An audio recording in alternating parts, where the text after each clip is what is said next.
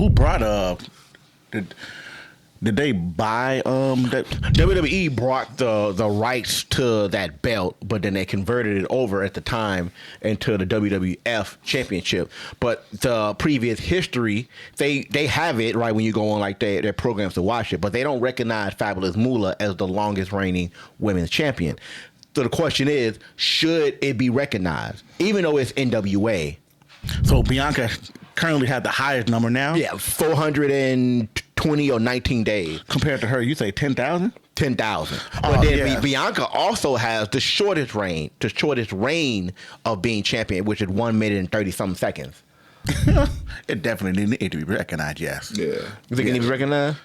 But Okay. do you Now- think they apply that to every other company? Because I noticed with Ric Flair, you know, the 14-time, 13-time world champion, that's from WCW, and they brought that company, but that's from another company. Do you think they should apply that to every pro wrestler? I mean, they do. I mean, But look at that- Booker T 5 times. Yeah, but five see, times. but He literally, that was yeah, the thing. Five times. But that's the question: should they go back and give Fabulous Moolah that title? Yeah, look at Gorgeous George. You remember the wrestler Yeah. Gorgeous George? He some will say he was at the time more popular than Hogan because he was constantly making the news channel and politicians and other stuff were coming in to watch him. Like you barely see that now where you see politicians comes in, but that's how much of a during that era. during that era was completely different. But yeah, definitely I think it should be. Man, shout out to wrestling fans, man. Y'all, LA, I thought y'all was bougie. Y'all stunk